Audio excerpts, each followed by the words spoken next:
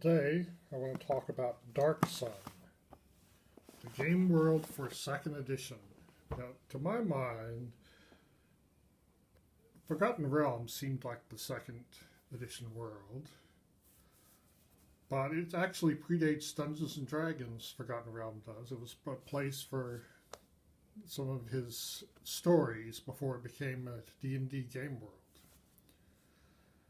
But all of the pre-existing D&D game world seemed a lot like Tolkien. Greyhawk, Forgotten Realms,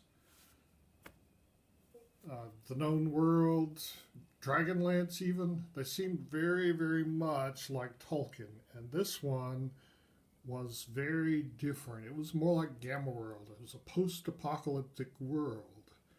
Only it wasn't a technological apocalypse, it was a magical apocalypse. So, let's get into it.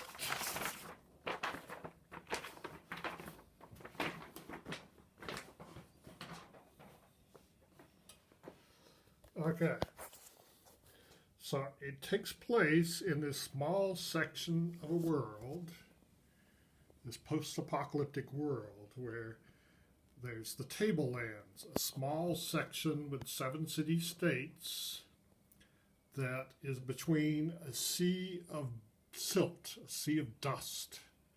And there's some islands in the dust, and giants can wade out to those islands. But on the other side is a range of mountains, and beyond them are some jungles filled with, quote, cannibal halflings. I'm not sure if that's halflings that eat each other or halflings that eat you. But there's several things that make this world different. It's a desert world, so water is very scarce, and a lot of times water is the treasure. The closest there is to civilization is these 7 city-states, each of which has a unique culture. And even in this box set, there are indications that there used to be more than 7 states. One of them, it's specifically mentioned, traveled off to the world in Ravenloft. Now, I was not in Ravenloft. I've not bought any of the products but the original dungeons, so I'm not sure what that city was like, because each of these cities had a unique culture, and I don't know what the culture was like in the city that traveled to Ravenloft, or what its effect on Ravenloft was. But, so, it's desert, and it's post-apocalyptic. There's a really shortage of metal. That they know how to make a lot of things out of metal that in an ordinary world they would, or they know how to make a lot of things without metal that in an ordinary world they'd have to use metal for.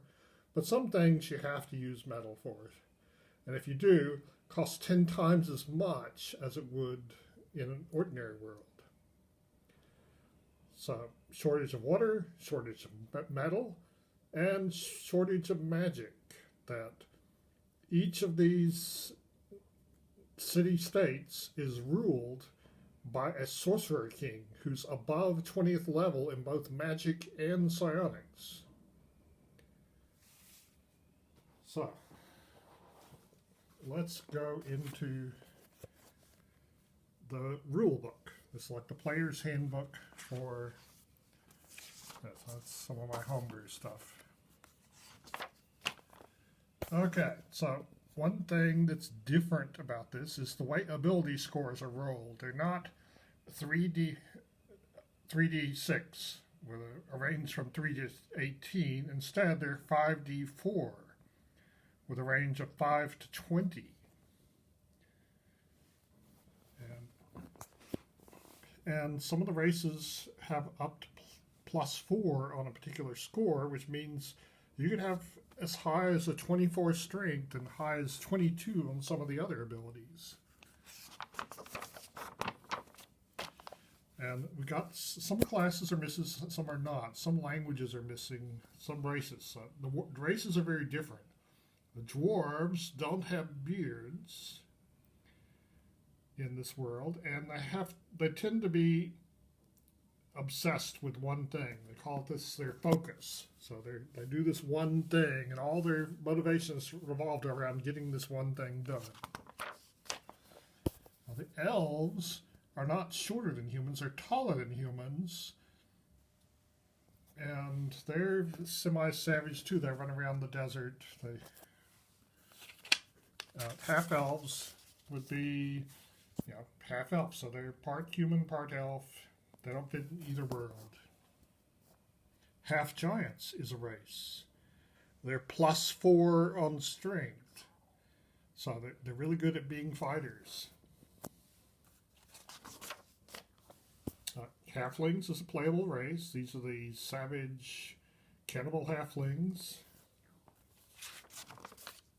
And humans, of course, are a race. So these humans are not the same coloration as humans in other worlds.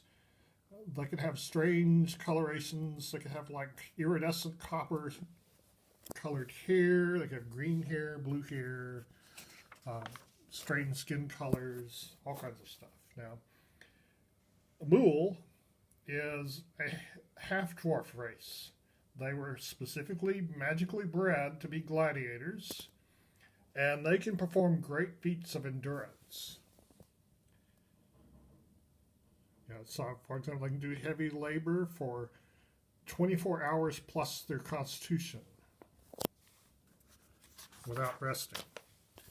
Another race is the Thri-kreen. Now, I like the idea of an insectoid race, but I like the Zizchul and Spelljammer better than the Thri-kreen. So,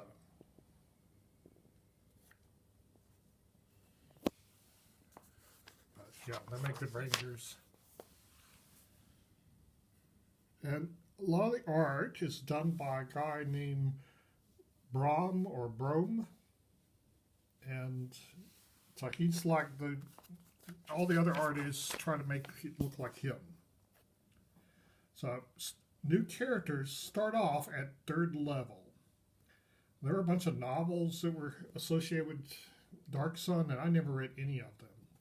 So my idea about what the world was like was very different from people who read the novels, in which there were a lot of low-level characters, but I thought everybody started at 3rd level. So you start off at 3rd level, so that gives you a chance to survive. The classes allowed, there's fighters.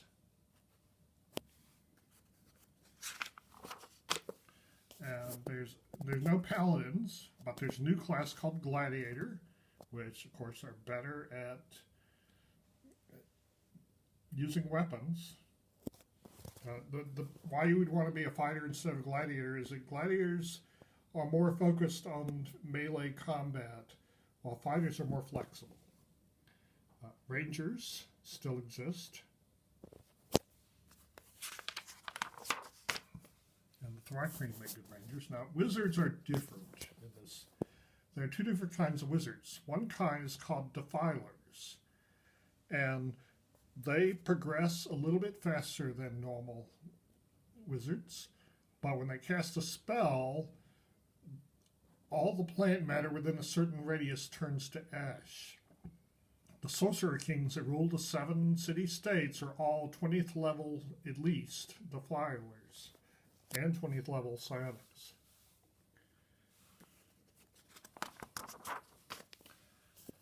And I have a little bit about illusionists. I think I missed something.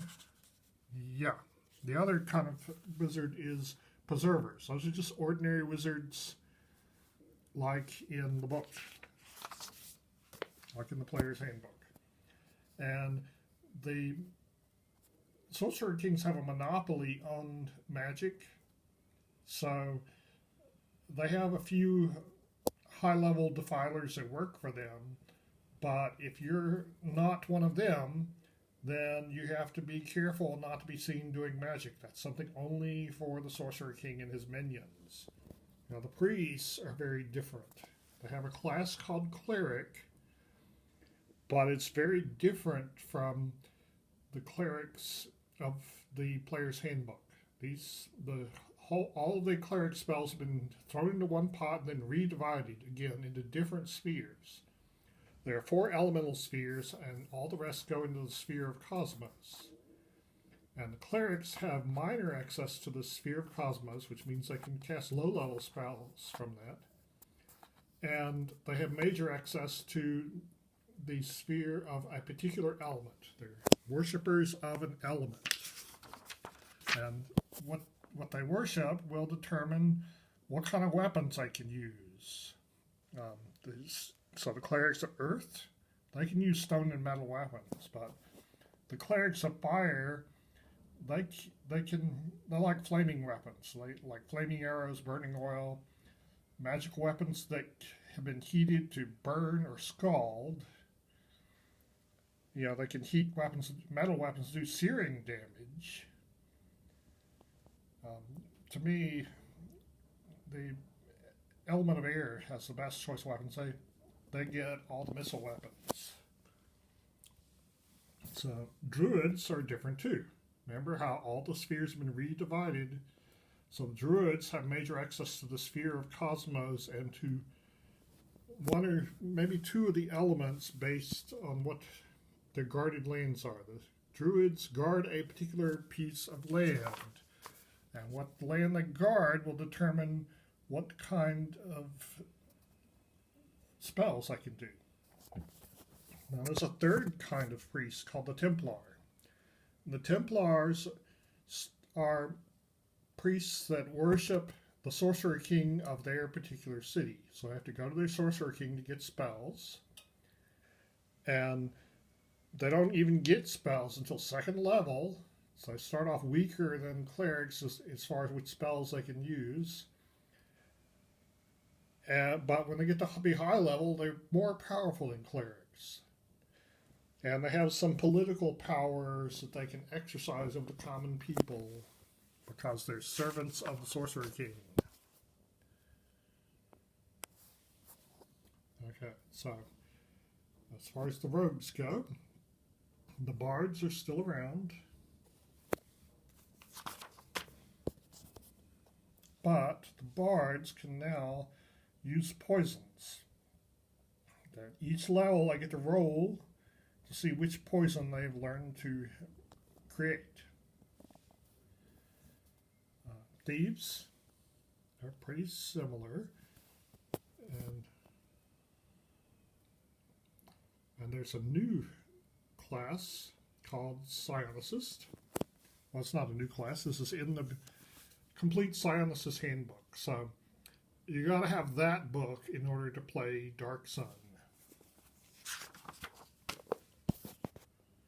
Okay, so there's some multi-class combinations allowed. Dwarves, elves and half-elves have the same multi-class combination, so I'm not sure why you'd play a half-elf. Half-giants, halflings, mules, thri-kreen. And, it says here that if it can be a fighter, then they can be a ranger if they're certain races. If they can be a thief, then they can be a bard if they're half-elves. Druid can be substituted for cleric for half-elves, halflings, mules, and thri-kreen. And gladiators cannot be multi-classed. And then there's this concept called character trees. That the idea is that you have 3 characters at the same time. And every time you go up a level with the character you're using, you can also add a level to one of the characters in your tree. So you can switch characters periodically when you're doing something. The example I give is if you're traveling cross country, you might want to play your ranger, and then when you get to your destination, you might switch to another class and put the ranger back in the tree. So here it goes into that some.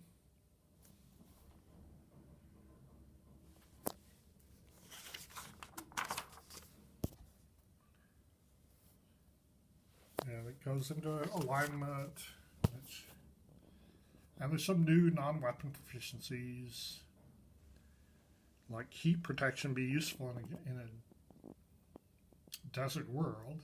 And somatic concealment is a skill that wizards learn and priests learn so they can disguise the fact that they're doing magic. Okay. Here gives the non-weaponry proficiency crossovers for the classes. It explains how the proficiencies work different in this world. And how to use the survival one. That would be a useful one to have.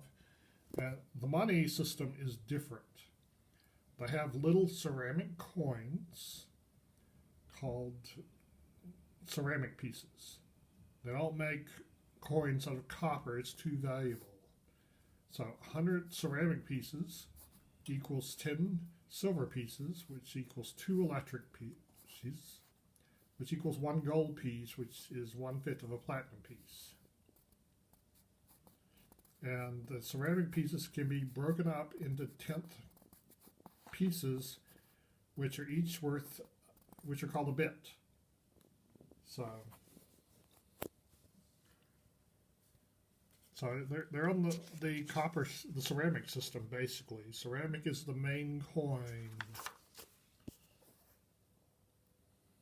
And here it goes into wages of some of the NPCs you might hire as hirelings.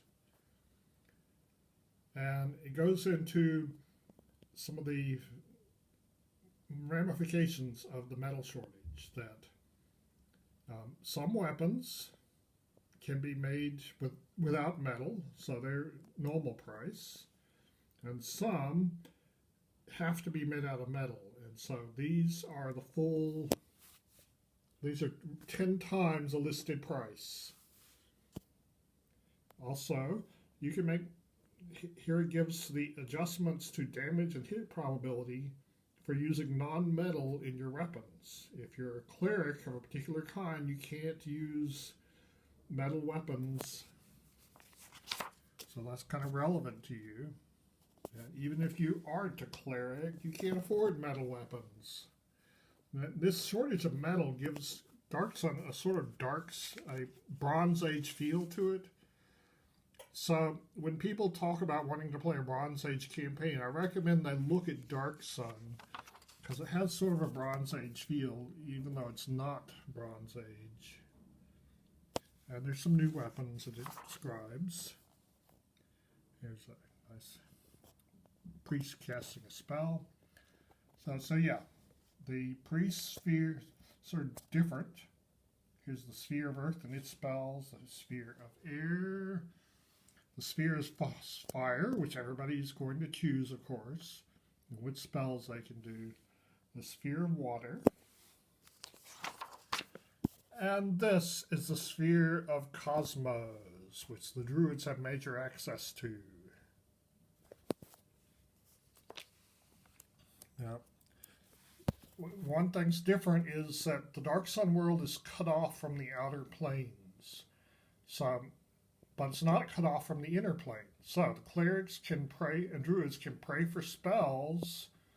The clerics can pray for them from the elements and get them from the elements, but they can't call on any outer planar gods. The druids get their spells from the land, from a particular place in the land.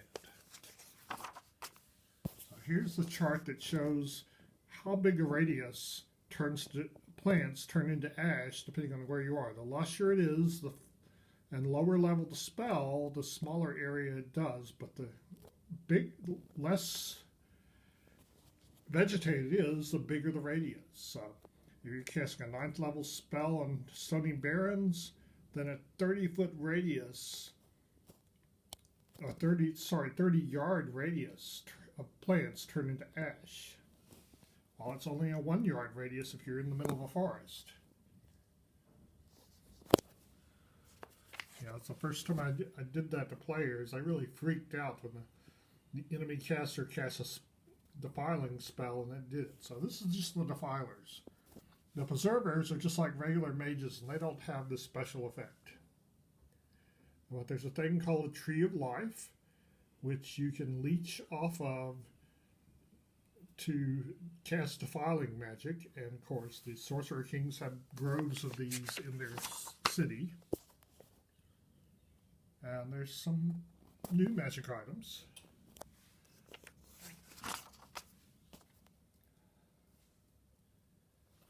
And let's see.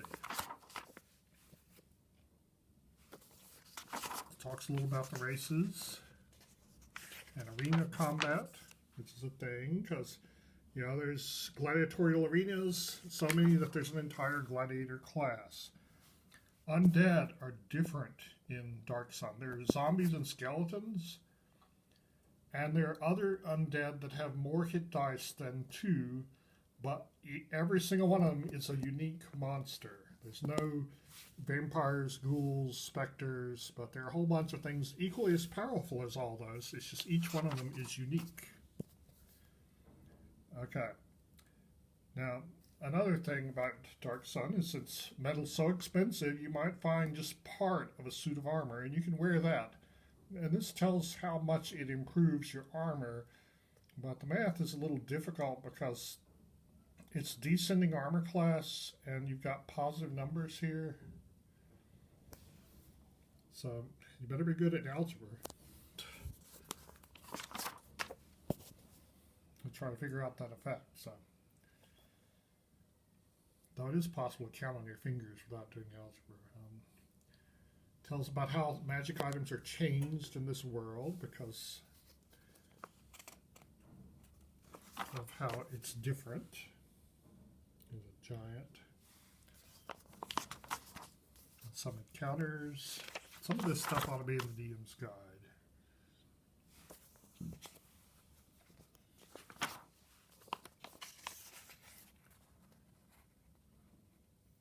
Tells us a little about the Templars and Druids.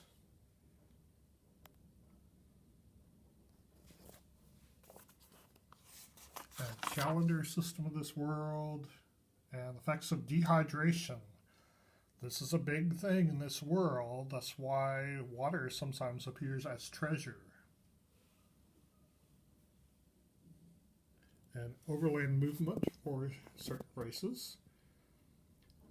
It has caveats because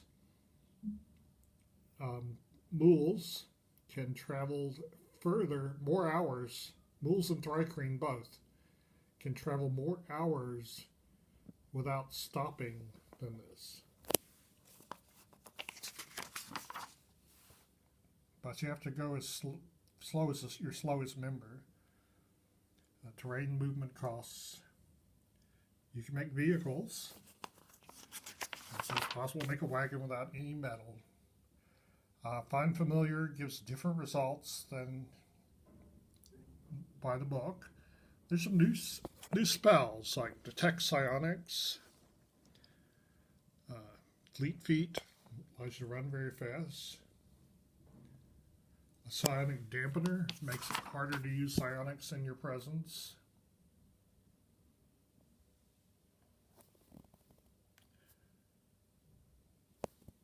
Let's see what else. Reincarnation would be different because there are different races here.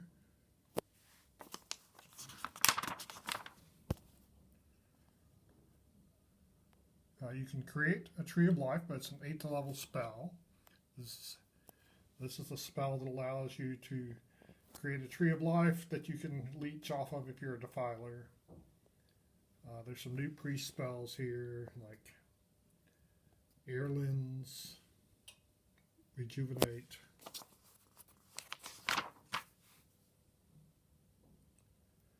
Commune works differently because you can't contact the outer planes. Sandstorm, and create Tree of Life again. Okay, so that's the player's handbook. On the back of the map, you can see there's a black and white version. I'm not sure what the need for that is. One of the city-states is called Tyr, and there's a map detailing some of the locations here. Here's the city gates. You can see some half-giants move the block that blocks the city gate because you can't make it out of metal, so you make it out of big giant stone. Here's a townhouse of an important family. Here's where the poor people live, and a square where the merchants are. And if you look here, here's the tower of the Sorcerer King's palace. Here's a map of the whole city, so you can see there's the gates and the different parts of the city, and there's this big pyramid thing, ziggurat, in the middle. And here's the palace of the king with all these lush gardens of trees of life. And here's a scene of gladiators fighting a half giant, maybe that's even a full giant, in the arena. Okay, so that's Darksun, Part 1.